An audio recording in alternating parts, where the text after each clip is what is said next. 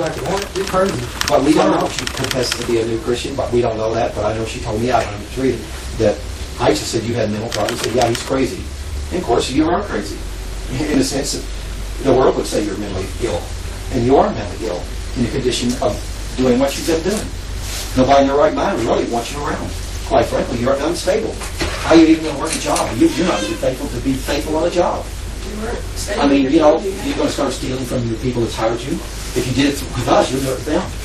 And I already told you many times, you know, if you just did the world the way you do us, you wouldn't last a week on a job. But that's not our problem anymore, you see.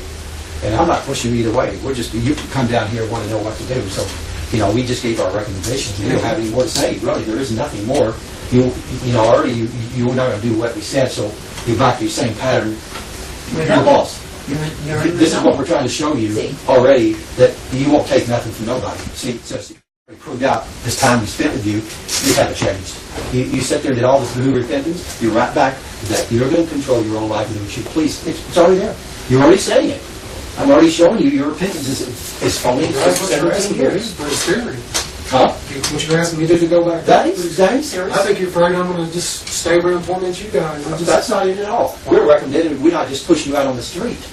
We're trying to get you to go somewhere. How many practically live on the street anyway? No, you don't practically live on the street. You work a job. And you have a home to come home to. You have food provided. You have clothing given. I don't know how you think you just totally live on the street. You have transportation that you don't pay for. You know, it's a job like everybody else does here. It's a noble calling to go and witness every single day to the souls, the lost souls. That's right. You're no different from anybody else that has to work jobs. I mean, you know, people, you've got it pretty good. At least you come home unless you're down in mission about every night. Some people's gone like Fidel. He's gone sometimes 3 or 4 weeks at a time away from his family. You know, that's what you call living out. You don't have it bad. You're just making all this stuff up. And, you know, you live like that. But we're trying to say, we're not kicking you out on the street without anywhere to go. We're trying to give you direction. And I'm also saying, if you think your own mother is unstable, then you should really consider Jerry and Dawn Miller, because Jerry has exhibited forgiveness. She's exhibited love and care. She's exhibited a desire to be closely connected to you in a Christian sense. And she's exhibited concern for your diseased condition, and she has not reflected that all she wants to do is con you into a mill ward. She has only made these suggestions that you could get tested, that you could get counseled, and that you could be guided through this disease, because the prognosis of it is extremely dreadful and horrifying. It's the Huntington's. Isn't that the name of it? Huntington's disease? I think so. Okay. She said several members of your father's bloodline family have died of it. And I believe she's somewhat frightened for your sake. So I don't think Jerry's motives are evil and wicked at all. Jerry is your stepmother against them, and then she would probably do what you fear she would do, and she would be right in doing that. She can't handle it. She would never put up with what we put up with. You see? This is why you've got everybody here totally abused, because you get away with these things. Other people won't do it. You do what you do to us, to somebody else. They would have you call the cops in and have you taken off somewhere, evaluated, and locked up. And that's what we're saying. That would be the end result of you acting stupid, crazy, as you do with us. And see, I'm going to tell you something else. Like you said, you have made friendship with the world in your times away from here. But the world does not have the mercy of Christ. Mm-hmm. And you could use people and abuse people, and they'll have you arrested. They'll call the cops on you. They'll throw you out on the street and all that. Okay, maybe you need to go to the world and learn that. Maybe you do not need to take our advice. Maybe you need to follow your own understanding. Maybe you need to be turned over to yourself to do whatever you're going to do and have at it. But I'm saying that my recommendations, I believe, are based upon the counsel of God, and I believe my recommendations are also based upon just pure physical mercy, in the sense that you need someone around you. You need someone to help you, even if it's just merely in the natural, with giving you a home, giving you some food, clothing, until you can get on your feet. Now, you may think you're Mr. Street Man, that you can hang in the streets. I've seen other fools that thought that. I do not believe you even have the fiber for that. And I am not going to pressure you anymore. I told you my hands are clean. I've said what I had to say. Now, as far as you and this woman that you married, apart from us many years ago, you owe her the responsibility of leaving here responsibly. Yes, ma'am. And I mean you write a paper and you sign it, and you get some people around here to witness that that's you, and you sign your name, Joseph Paul River, a.k.a. Brian Miller. We'll do it right here with the way we're doing it here. And you sign that thing, and you say that you are going to seek God on your own to get yourself straightened out and functioning, and you give that to her. You don't know the number of reports that I've had on you, Joseph Paul River, a.k.a. Brian Miller, of people brokenhearted, upset, disturbed, torn apart by your fits. And they've come to me, and all I have been able to tell them is I'll pray God. The Greens can easily be contacted via email or telephone and are in perplexity as to why there are so many lies, half-truths, false accusations, and ongoing failure to investigate these matters. Baby Ezekiel. Baby Ezekiel.jpg. Jamie Bridgewater. JamieBridgewater.jpg. GENERALS-AZ at aggressivechristianity.net. 505-788-2228.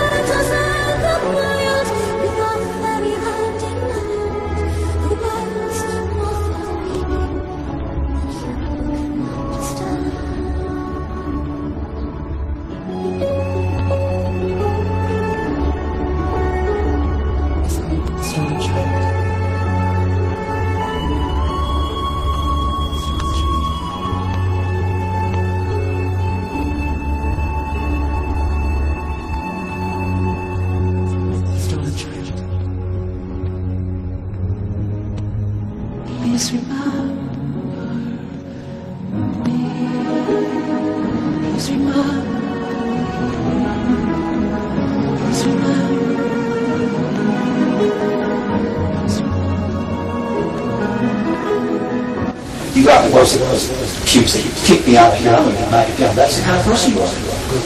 No, you say you won't do that, but that's how you are.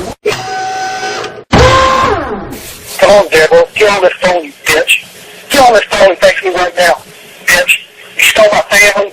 You let me homeless, you fucking bitch. You ever you are in your worthless flowers, ever coming on industrial park again, I am going to call the fucking police. You got that. And I'm going to be waiting for you. I ain't scared of you, bitch. You know what going to be on here is just a filthy bitch. I ain't afraid of you. I ain't afraid of you no more. You got me stirred up now. If you want war, I'm going to give you war, bitch. No, you say you won't do that, but that's how you are. No, you say you won't do that, but that's how you are. No, you say you won't do that, but that's how you are. The following are 3 of 12 emails to the generals from Jerry Miller concerning Brian Miller's deviant suspect behavior indicating the mental illness called Huntington's disease. Email number 1. Dear Generals Jim and Deborah, thank you for responding to my letter. We have been dealing with the disease for several years but did not know what it was. There is no cure, just treatment for the symptoms, and sometimes the medication does not always work. Both of Paul's aunts are in the later stage of the disease. The information that you may need to tell them in order for him to be tested would be what members of the family have the disease. They are Paul's grandmother, she passed away in 2006. 2 of his uncles, Gary passed away in 2010 and Charles in 2011. Gary was diagnosed with Huntington's in 2010 shortly before he passed away but had not taken the blood test yet. Both of his aunts, Linda and Norma. Linda did take the genetic test and tested positive for the disease. She took the test this year. So far Paul's father, Don, and Don's youngest brother, Tim, have not shown any signs of Huntington's. But neither have been tested to see if they could possibly pass the disease to their children. Before any of the family above had signs of the disease, Paul's grandmother's nephew had passed away from Huntington's. And both of his sons passed away from Huntington's. The nephew and one of his sons were in their 30s when they passed away and the other son was in his late 20s. His grandmother's brother had died of a heart attack, but he was most likely positive of the disease but passed away before any of the symptoms presented. Paul will need to be tested first, and then depending on the outcome of the test we can all work together on the next step. The main thing also is that if he tests positive then all of their children will have a 50/50 chance of inheriting Huntington's. Don't think the children will be tested unless they are showing signs of the disease. The age of consent 18 is the age of testing. Please let us know what the plans are and if we can be of any help. Know this will be a heavy burden on Paul and Grace. My heart and prayers go out to them during this time. Love and prayer to all of you during this time. Jerry, Tuesday, June 19, 2012.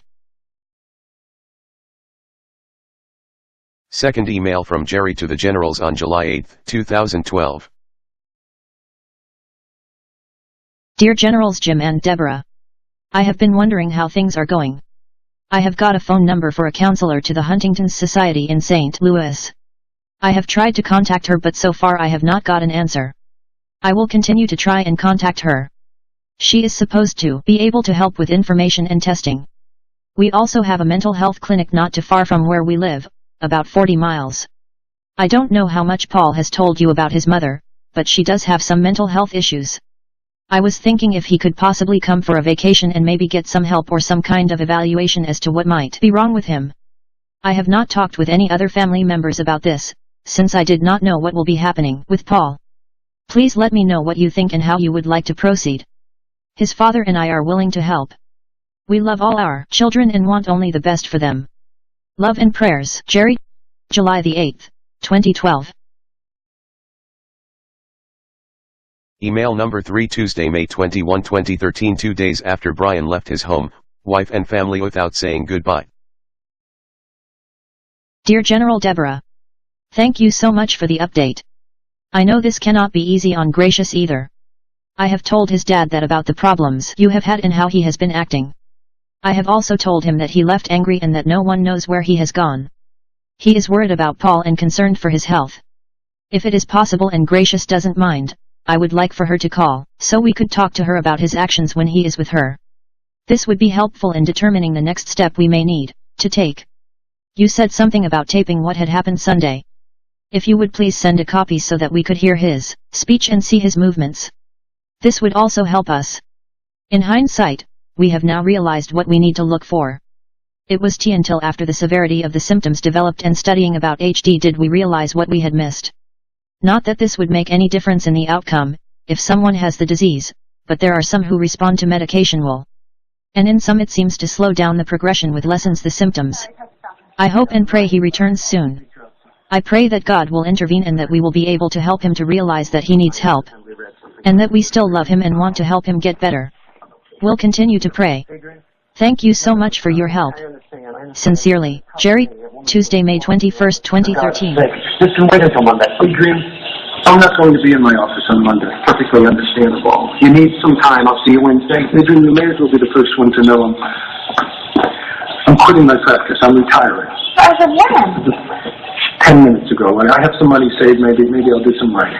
As you both know, I don't have much of a sense of humor, so sometimes it's hard for me to tell. Mr. Monkey's not joking. Adrian, I cannot continue to practice anymore after today. The police think that one of my patients killed Teresa Mueller. I should have seen it coming. I didn't. I missed it. This is all my fault. It is. Adrian, I promise you I'll get you another doctor. I'll call you next week. Okay. So it's not true. You're not retiring. I mean, you can't because you can't retire. Because this is step one in the grieving process. Denial. Denial. Yeah. Damn you, Charles! Damn you to hell! I hate you. I hate you! You are dead to me. That's not denial. No, step two is anger. Okay. Okay, we're all adults here. We can work this out. I can hire you full time. I'll put you on the payroll. This is step three. It's bargaining. It usually doesn't go around as quickly. I mean, it's always me. Everybody's always leaving me. That's going to go on. It's just too much. Okay. Anyway. At the end of the world, say to the doctor. Thank you so much. Thank you. I think I can do that. Yes. I'm finally accepting. God, that's over. You can't retire. You can't quit. He said he's not quit. What's going on? I don't know. It's like he's starting all over again like he's in a loop.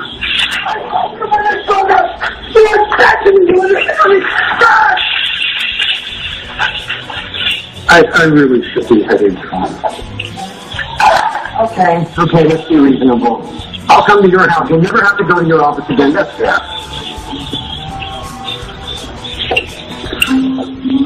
Bye. I always see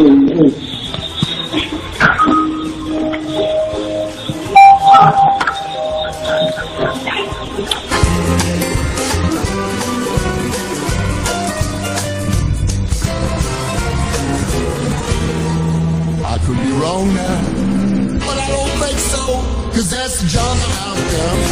That's the jungle out there.